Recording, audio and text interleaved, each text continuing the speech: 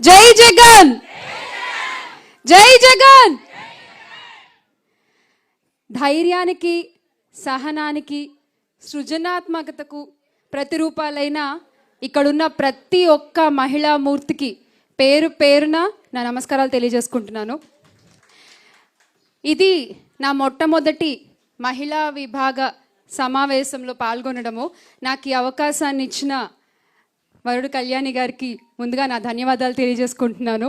అలాగే ఇక్కడున్న పెద్దలు, జనరల్ సెక్రటరీ మన లక్ష్మీ పార్వతమ్మ గారికి, అలాగే మాజీ మంత్రివర్యులు రజనమ్మ గారికి, అలాగే గుంటూరు ఈస్ట్ ఇన్ఛార్జ్గా ఉన్న ఫాతిమా అక్క గారికి, అలాగే మాజీ మేయర్ రాయన భాగ్యలక్ష్మి అక్క గారికి, అలాగే భాగ్యలక్ష్మి అక్క గారికి, జోన్ 4 వర్కింగ్ ప్రెసిడెంట్గా ఉన్న కాకాని పూజితమ్మ గారికి, జోన్ 2 వర్కింగ్ ప్రెసిడెంట్గా ఉన్న ఉప్పాల హారిక గారు, జోన్ 3 హారిక గారికి, అలాగే సత్యవతి గారికి, మాజీ ఎంపీలకి, ఇక్కడున్న ప్రతి ఒక్కళ్ళకి పేరు పేరున మరొకసారి నమస్కారాలు తెలియజేసుకుంటున్నాను. నిన్ననో మొన్ననో ఒక చోట ఒక చిన్న విషయం విన్నాను, అది మీతో షేర్ చేసుకుంటాను ఈ రోజున. దేవుడు ఒకళ్ళని రాజు చేయాలనుకుంటే గనక డైరెక్ట్గా కిరీటాన్ని తెచ్చిపెట్టాడట. ముందు ఆ వ్యక్తికి ఒక యుద్ధాన్ని ఇస్తాడట. ఆ యుద్ధాన్ని నువ్వు ఎంత ధర్మబద్ధంగా చేస్తున్నావన్న దాన్ని బట్టి ఆ దేవుడు నీకు తోడుగా ఉండి, అండగా ఉండి, నిన్ను రాజును చేసి ఆ తర్వాత నీకు కిరీటాన్ని అప్పచెప్తాడట. ఈ రోజున మన అధినేత శ్రీ వైఎస్ జగన్మోహన్ రెడ్డి గారిని రాజుని చేయడానికి ఆయన అధ్యక్షతన మనందరం కూడా ఆ ధర్మ యుద్ధాన్ని చేస్తున్నాము. మనం ఇలా ధర్మబద్ధంగా యుద్ధం చేస్తుంటే అవతల పక్క ప్రస్తుత కూటమి ప్రభుత్వం అధర్మంగా మనందరి మీద విచ్చలవిడిగా నోరు పారేసుకుంటూ ఇష్టం వచ్చినట్టుగా దొరికిన ప్రతి వేదిక మీద మన అధినేతని తూలనాడుతూ, వారి కుటుంబ సభ్యుల్ని తూలనాడుతూ రాతలు రాసుకుంటూ పోతున్నారు. ఈ రోజున మిగతా విషయాలన్నీ మన నాయకులు మాట్లాడారు కాబట్టి నేను సోషల్ మీడియా వేదికగా మన మహిళలు ఎదుర్కొంటున్నటువంటి ఇబ్బందుల్ని ఈ సందర్భంగా మీకు ఒకసారి తెలియజేయాలనుకుంటున్నాను. నిజంగా చంద్రబాబు నాయుడు గారు ఒక వెన్నుపోటు ఎంత గట్టిగా మహిళలకి పొడిచారు అంటే దానికి ఖచ్చితంగా మనం తిరిగి అంతకింత ఇంతింత వడ్డీ రూపంలో ఎలాగో ఇచ్చేస్తాం 29వ తారీఖున. కానీ ఈరోజు ప్రతి ఒక్క వైఎస్ఆర్ కాంగ్రెస్ పార్టీ కార్యకర్త, ముఖ్యంగా మహిళా కార్యకర్తలు ఎదుర్కొంటున్నటువంటి సమస్యలు అన్నీ ఇన్ని కాదండి, అన్నీ ఇన్ని కాదు. ప్రతి ఒక్కళ్ళు కూడా ఇక్కడే మన ముందుంది ఝాన్సీ. ఆ అమ్మాయిని ఎంత వేధించారు అసలు నాకు తెలుసు. నేను మొదటిసారి వాళ్ళ ఊరు వెళ్ళినప్పుడు మొరపెట్టుకుంది. నిజంగా మీ కళ్ళ ముందు మాట్లాడుతున్న నేను 2024 ఎన్నికల్లో జగన్మోహన్ రెడ్డి గారికి వచ్చి క్యాంపెయినింగ్ చేస్తూ ఆయనకి సపోర్టింగ్గా మాట్లాడినందుకు గాను నా మీద ఎంత అసహ్యంగా పోస్టులు పెట్టారు, ఎంత దాడులు చేశారు జనసేన పార్టీ వాళ్ళు కానీ, ప్రస్తుతం చంద్రబాబు నాయుడు గారు కానీ. ఇంకా మాటలతో చెప్పుకోలేమన్నమాట అవి.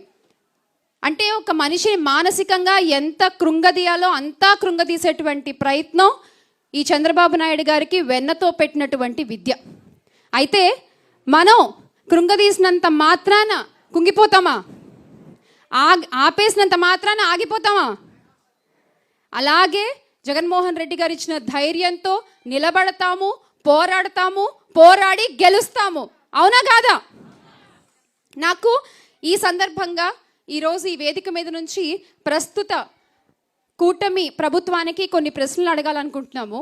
ఇది ఒక రాజకీయ నాయకురాలుగా కాదు, ఒక మహిళగా, ఒక తల్లిగా, ఒక అక్కగా ఈ ప్రశ్నలు అడుగుతున్నాము. రాష్ట్రంలో మహిళలపై ఇన్ని దాడులు, ఇన్ని వేధింపులు జరుగుతుంటే సోషల్ మీడియా వేదికగా, మీ సోషల్ మీడియా వేదికగా మీకు అవి కనపడవా? మీరు దాని మీద ఎలాంటి చర్యలు తీసుకోరా? మొన్నటికి మొన్న జరిగిన దగానాడులో, వాళ్ళు మహానాడు అంటున్నారు కానీ అది దగానాడు అని మనందరికీ తెలుసు. ఆ దగానాడులో చంద్రబాబు నాయుడు గారు మాట్లాడుతూ ఏమంటారండి? మహిళలకు ఏదైతే అన్యాయం జరిగిందో అదే వారికి ఆఖరి రోజు అంటారు. ఇందాక అక్క చెప్పినట్టు బాధితురాలకు ఆఖరి రోజు అవుతోంది తప్ప మహిళలపై అత్యాచారాలు చేసేవాళ్ళు, అరాచకాలు చేసేవాళ్ళు కాలర్ ఎగరేసుకుని తిరుగుతున్నారు ఈరోజు బయట. అలాగే మన డిప్యూటీ సీఎం గారు, నేను ఆయన్ని ప్రేమగా పీపీపీ గారు అని పిలుచుకుంటూ ఉంటాను, పిఠాపురం పీఠాధిపతి పవన్ కళ్యాణ్ గారు, సో ఆయన ఏమన్నారండి, మహిళలకి ఎవరన్నా అన్యాయం చేస్తే తలలు తీసేసే చట్టాలు తెస్తాము అన్నారు. మరి ఈ రోజున ఆయన ఉలకడు పలకడు. ఎలాంటి దుస్థితిలో ఉన్నాడంటే ఈరోజు మన ఆంధ్ర రాష్ట్ర డిప్యూటీ సీఎం గారు పక్క రాష్ట్ర మహిళలు ఆయన ఫోటోల్ని చెప్పులతో కొడుతున్నారు. పక్క రాష్ట్ర మహిళలు ఆయన ఫోటోల్ని చెప్పులతో కొడుతున్నారు. ఆ స్థితిలో దిగజారిపోయి ఉంది ప్రస్తుత కూటమి ప్రభుత్వం. ఈరోజు అధికారంలో ఉన్న పెద్దల్ని మేము ప్రశ్నిస్తున్నాము. మహిళలను కించపరిచే పోస్టులు వైరల్ అవుతుంటే మీరెందుకు వాటిపై ఎలాంటి చర్యలు తీసుకోరు? మహిళలపై సోషల్ మీడియాలో అసభ్యకర వ్యాఖ్యలు చేస్తుంటే మీ స్పందన ఎక్కడా? ఒక మహిళను అవమానించిన రాజకీయమా? ఇదేనా మీ రాజకీయం? అంటే మీకు వ్యతిరేకంగా మాట్లాడితే ఇష్టం వచ్చినట్టు పోస్టులు పెడతారా? మిమ్మల్ని నిలదీస్తే కేసులు పెడతారా? ఇదేనా మీరు చేసేటువంటి రాజకీయం? ఆమె అభిప్రాయాన్ని స్వేచ్ఛగా చెప్పగలిగేటువంటి ఒక పరిస్థితి ఈరోజు ఒక మహిళకి ఆంధ్ర రాష్ట్రంలో ఉందా? ఖచ్చితంగా లేదనే చెప్పాలి. విమర్శిస్తే ట్రోలింగు, ప్రశ్నిస్తే దాడులు, అభిప్రాయం చెబితే బెదిరింపులు. ఇక ఒక బ్యాచ్ ఉంటుందండి, ఇది social psycho batch of TDP అన్నమాట. వీళ్ళకి వేరే పనే ఉండదు. మన వాళ్ళు, మన కార్యకర్తలు, మన మహిళా నాయకుల ఫోటోల్ని మార్ఫింగ్ చేయడం, డీప్ ఫేక్ వీడియోలు పెట్టడం, మనం ఒక పోస్ట్ పెట్టగానే దాని కింద వల్గర్ కామెంట్స్, అసలు ఇంకా మనం మాట్లాడుకోలేని విధంగా ఎన్ని వల్గర్ కామెంట్స్ పెడతారంటే అదే పని వాళ్ళకి పొద్దున్న లేచిన దగ్గర నుంచి. మనం అడిగే ప్రశ్నకి వాళ్ళ దగ్గర సమాధానం ఉండదు. తిరిగి మనల్ని ట్రోల్ చేస్తూ మార్ఫింగ్ వీడియోలు పెట్టి, పిక్చర్స్ పెట్టి, ఇది జగన్మోహన్ రెడ్డి గారి కుటుంబ సభ్యులకి కూడా ఇలాగే చేస్తున్నారు. జగనన్న మీద ఇలాగే డీప్ ఫేక్ ఇమేజెస్ సర్క్యులేట్ చేస్తూ ఉంటారు. భారతమ్మ గారి మీద ఇలాగే సర్క్యులేట్ చేస్తూ ఉంటారు. గత కొన్ని రోజులుగా దివంగత నేత వైఎస్ రాజశేఖర్ రెడ్డి గారి క్యారెక్టర్ని కూడా అసాసినేట్ చేస్తూ, ఆయన మీద నిందలు వేస్తూ, మీకెంత ధైర్యం ఉంటే బతికున్నోళ్ళకి ఎలాగో మీరు విలువివ్వరు, మీకు చేత కాదు, చనిపోయిన మహానుభావులపై కూడా పడేయడమేనా? వాళ్లపై కూడా అబద్ధ ప్రచారాలా? ఒక్కసారి మా వైఎస్ఆర్ కాంగ్రెస్ పార్టీ కార్యకర్తలు తలుచుకుంటే మీ టీడీపీ ఆఫీస్ ఉంటుందా? ఈ రోజు ఉదయం కూడా నంద్యాలలో రాజశేఖర్ రెడ్డి గారి విగ్రహాన్ని పగలగొట్టారు, తల తీసేసి ఓన్లీ బాడీని అక్కడ పెట్టారు. ఇలాంటి రాజకీయాలా మీరు చేసేది? మన ముందే ఉదాహరణగా రజనమ్మ ఉన్నారు. ఎంత ట్రోలింగ్ ఫేస్ చేశారు రజనమ్మ, ఎంతగా వేధిస్తారు ఆవిడ్ని, ఎన్ని మాటలు మాట్లాడతారు. కానీ మీరెంత మాట్లాడినా ఎక్కడ తొణకని బెణకని అలాంటి డైనమిక్ లీడర్స్ వైఎస్ఆర్ కాంగ్రెస్ పార్టీలో ఉన్నారు. వాళ్ళని ఇన్స్పిరేషన్గా తీసుకుని మాలాంటి వాళ్ళు ఎంతో మంది అదే ధైర్యంతో ముందుకి నడుస్తూ ఉంటాము అని మరొకసారి మీకు గుర్తు చేస్తూ ఉన్నాము. ఈ సందర్భంగా మీరు రాజకీయంగా విమర్శలు చేయండి, మేము అడిగిన ప్రశ్నకు మీకు దగ్గర సమాధానం ఉంటే చెప్పండి. అంతేగాని కుటుంబాలని ఇన్వాల్వ్ చేస్తూ, మహిళల్ని వ్యక్తిత్వ హననం చేస్తూ, ఇదా మీరు చేసేటువంటి నీచపు రాజకీయం, చిల్లర రాజకీయం. ఒకటి గుర్తుపెట్టుకోవాలి మీరందరూ కూడా, పదవులు శాశ్వతం కావు, అధికారాలు శాశ్వతం కావు, కానీ ప్రజల తీర్పు మాత్రం ఖచ్చితంగా 2029లో ఎలా ఉంటుందో మీరు చూడబోతున్నారు. అధికారంలో ఉన్నప్పుడు సంక్షేమం, అభివృద్ధి గురించి మాట్లాడిన మా నాయకులు జగన్మోహన్ రెడ్డి గారు ప్రతిపక్షంలో ఉండి ప్రతిరోజు ప్రజా సమస్యలపై పోరాడుతూనే ఉన్నారు, మిమ్మల్ని ప్రశ్నిస్తూనే ఉన్నారు. దానికి మీ దగ్గర సమాధానాలు ఉండవు. కానీ మా మహిళల గురించి మాట్లాడతారు, మా మహిళా నాయకుల గురించి సోషల్ మీడియా వేదికగా ఇష్టం వచ్చినట్టు ట్రోల్స్ చేస్తారు మీరు. ఈ ప్రశ్నలు ఏవైతే అడుగుతున్నామో అవి వ్యక్తులపై కాదు, మా ప్రశ్నలు మీ బాధ్యతలపై. మీరు అంటూ ఉంటారు కదా, టీడీపీ నాయకులు అంతా కూడా మేము ప్రతిరోజు మా సోషల్ మీడియాని టాప్ టు బాటమ్ మేము ఫాలో అవుతూ ఉంటాము అని. మరి మహిళల మీద, మా మహిళా నాయకుల మీద ఇంత నీచంగా చేసేటువంటి పోస్టులు, మా కార్యకర్తల మీద పెట్టేటువంటి మార్ఫింగ్ ఇమేజెస్, వీడియోస్ మీ టైం లైన్లో కనిపించవా? మీ స్క్రీన్ మీద కనబడవా? ఇక కేసులు, గత 2 సంవత్సరాలుగా సోషల్ మీడియా కేసులే 330కి పైగా పెట్టారు. సోషల్ మీడియా వేదికగా ఎవరైతే మన వైఎస్ఆర్ కాంగ్రెస్ పార్టీకి ఇంక్లైన్డ్గా ఉంటారో, సానుభూతి పరులుగా ఉంటారో వాళ్ళందరి మీద, మహిళలని లేదు, చదువుకునే పిల్లలని లేదు, టీనేజర్స్ ఎవరైతే జగనన్నకి ఫరగా మాట్లాడతారో వాళ్ళ మీద కేసులు, 338 కేసులు. మీరు మళ్ళీ శాంతి భద్రతలు అంటూ మాట్లాడుతూ ఉంటారు.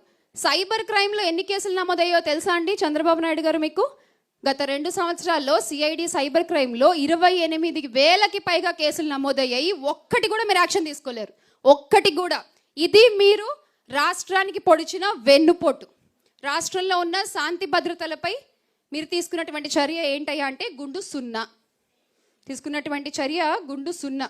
రోజు పాలన గురించి పెద్ద పెద్ద కబుర్లు చెప్తారు, పెద్ద పెద్ద మాటలు మాట్లాడతారు, కానీ మహిళా రక్షణ విషయంలోనే మీరేం చేయలేనప్పుడు అసలు మీ ప్రభుత్వం ఉంటే ఏంటి, ఊడితే ఏంటంట నేను. ఒక మహిళకి నువ్వు ధైర్యాన్ని కల్పించలేనప్పుడు నీ ప్రభుత్వం ఉంటే ఏంటి, ఊడితే ఏంటి? నిజంగా ఈ రోజున ఇక్కడ చేరినటువంటి మహిళా మండలందరికీ కూడా ఒక విజ్ఞప్తి చేసుకుంటున్నాము. నేను ఎప్పుడో ఒకటి నమ్ముతాను, మౌత్ పబ్లిసిటీ అని. ఆ మౌత్ పబ్లిసిటీ అనేది మన మహిళలను చాలా బాగా చేయగలం.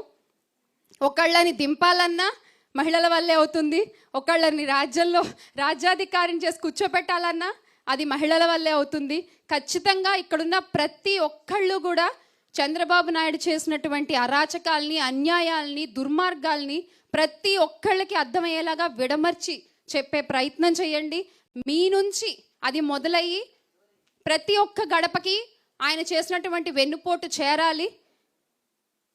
ఈ విధంగా మనం ఈ గత 2 ఏళ్ళు ఈయన చేసినటువంటి అన్యాయాల్ని ప్రజలకి తెలిసేలా ప్రయత్నం చేద్దాము అని మరొకసారి మీకు గుర్తు చేసుకుంటూ, ఇది ఈరోజు ఈయనకి అలవాటైనది కాదు. ఇప్పుడంటే సోషల్ మీడియా వచ్చింది కాబట్టి ఇలా చేస్తున్నారు. అప్పట్లో లక్ష్మీపార్వతి గారిపై కార్టూన్లు వేయించి ఈనాడు పేపర్ ఆధారంగా ఎంత అసభ్యకరంగా పోస్టులు పెట్టారో మనందరం కూడా తెలుసు. దీన్ని ఖచ్చితంగా మనం అడ్డుకోవాలి. నాయకులు ఎంతమంది అయినా ఉండొచ్చు, కానీ జగన్ నాయకుడు మాత్రం ఒక్కడే. అది ఒక మన వైఎస్ జగన్మోహన్ రెడ్డి గారు మాత్రమే. ఖచ్చితంగా ఈ ధర్మ యుద్ధాన్ని మనం ఇలాగే ముందుకు తీసుకెళ్దాము. మళ్ళీ మన జగన్మోహన్ రెడ్డి గారిని రాజుని చేసి కూర్చోబెడదాము. ఇది మహిళలందరం కూడా తీసుకోవాల్సినటువంటి ఒక ప్రమాణంగా మిమ్మల్ని అందరినీ రిక్వెస్ట్ చేస్తూ, జోహార్ YSR, make Andhra great again with Jagan అన్న. జై జగన్.